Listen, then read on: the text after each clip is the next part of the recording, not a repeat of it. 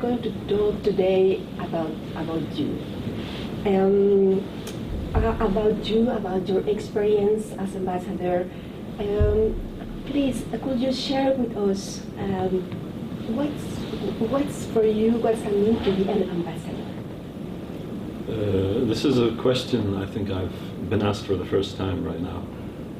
How I would summarize being an ambassador is the embodiment of what your country stands for, and the embodiment of what your country has provided you with as stepping stones in order to reach becoming an ambassador.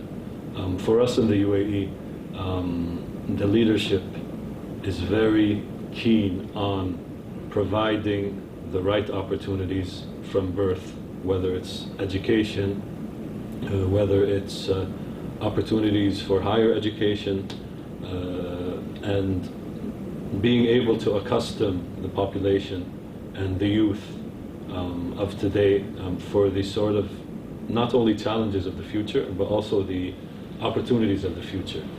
So an ambassador is really the embodiment of what his or her country really provides them with as opportunities along the way. And the sort of traditional point of view on an ambassador is usually that an ambassador is political. However, an ambassador has many hats, whether it's focusing on issues that are cultural, whether it's focusing on economic issues. More and more, the issues of the world have become more thematic. Climate change is a huge priority for us in the UAE.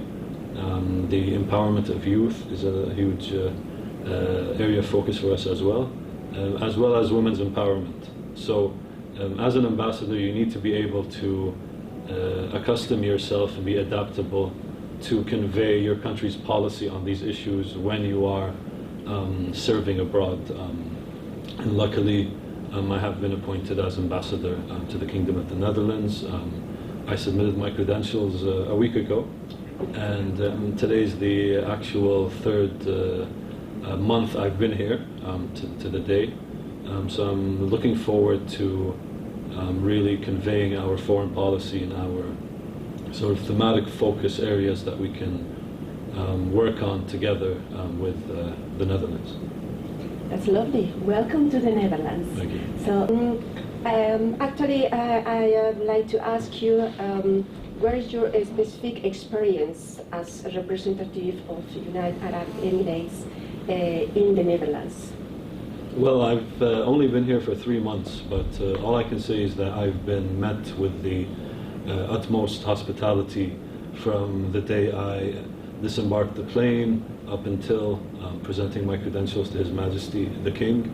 And what I really want to do is share with the Netherlands the UAE experience, further explain what the UAE's priorities are and the commonalities we have with the Netherlands. There's a lot of commonalities, there's a lot of common sort of focus areas, there's a common vision for the future, whether it's a focus on food security, whether it's a focus on climate change. I've also been tasked as being the Commissioner General of the UAE Pavilion at the Floriade Expo, which will happen for the next 6 months.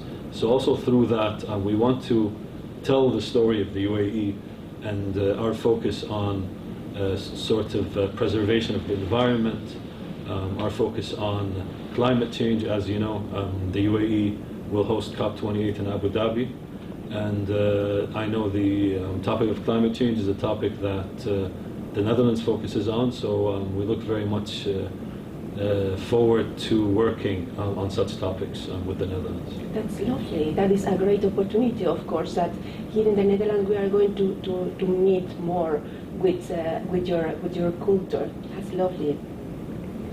So in this case, you're as ambassador, who are you handling the cultural gaps? Is the culture, is of course very important. And how do you manage all the gaps, they always exist between cultures? Well, for that question, I'll tell you a sort of explanation I always try to give to people when they refer to this topic. So as the UAE, we're a 50-year-old country. We just celebrated our 50-year anniversary.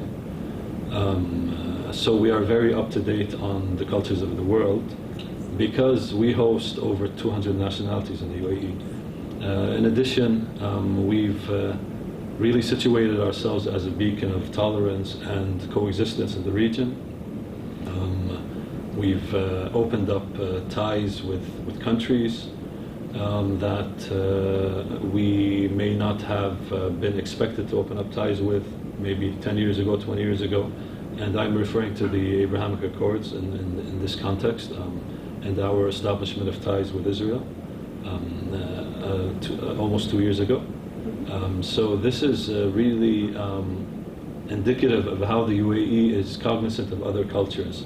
We also hosted the world in the UAE, an expo, and that also gave us an opportunity to further understand cultures. So I would say I'm very fortunate that the cultural gaps don't really exist for me. Being first and foremost a diplomat, coming from a young and innovative country, and also, by the way, being the youngest ambassador of the UAE abroad. So that really has accustomed me to be able to deal with different sort of cultural gaps that may exist.